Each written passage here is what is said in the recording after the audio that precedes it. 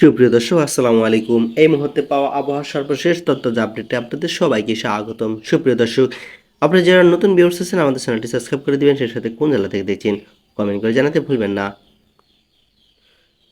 সুপ্রিয় দর্শক, আজ বুধবার 9 জুলাই যদি রাত আমরা 9টা ইউরোপিয়ান উপগ্রহ চিত্রের দিকে তাকাই তাহলে আমরা দেখতে পাবো যে বাংলাদেশের রংপুর, রাজশাহী, ঢাকার আকাশে কিছুটা মেঘাচ্ছন্ন রয়েছে। সেখান থেকে ধীরে ধীরে বৃষ্টিপাত হতে পারে। এছাড়াও উপকূলীয় অঞ্চল কলাপাড়া, খুলনা, চট্টগ্রামের ফটিকছড়ি উপজেলা, মহেশখালী এবং টেপনাপে কিন্তু আকাশে কিছুটা মেঘাচ্ছন্ন থাকবে। সেখানে দমকা হাওয়ার সাথে ধীরে ধীরে বৃষ্টিপাত হতে পারে রাত 9টা নাগাদ। সেই সাথে যদি আমরা বৃহস্পতিবার 10 তারিখ সকাল 6টা নাগাদ আমরা দেখতে পাবো যে রংপুর আকাশে কিছুটা মেঘ মুক্ত রয়েছে। তবে রাজশাহী হয়ে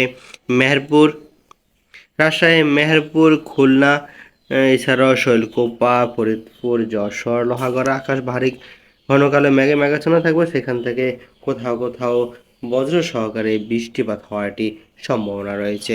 এর সাথে আমরা যদি দেখি দক্ষিণ বঙ্গোপসাগর থেকে কিন্তু জলীয় বাষ্প বাংলাদেশের দিকে ধাবিত হবে।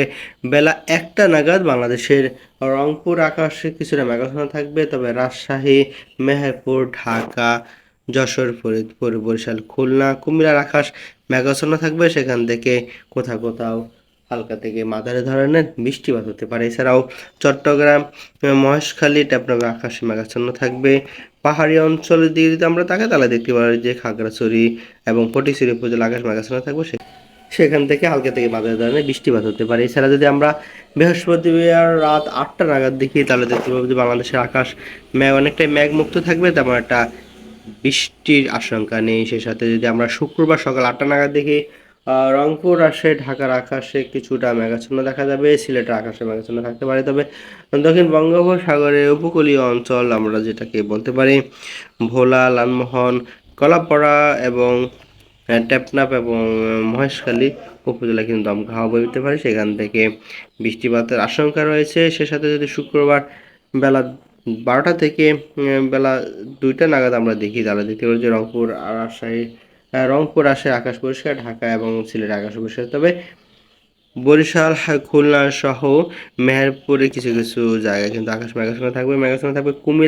কুমিল্লা হয়ে চাঁদপুর, এছাড়াও চট্টগ্রামের খাগড়াছড়ি, ফটিকছড়ি উপজেলা, চিটাগংয়ের কিছু কিছু জায়গায় কিন্তু আকাশে মেঘাচ্ছন্ন থাকবে। সেখান থেকে শুক্রবার বেলা 3টা নাগাদ বৃষ্টিপাত হওয়ারও সম্ভাবনা রয়েছে।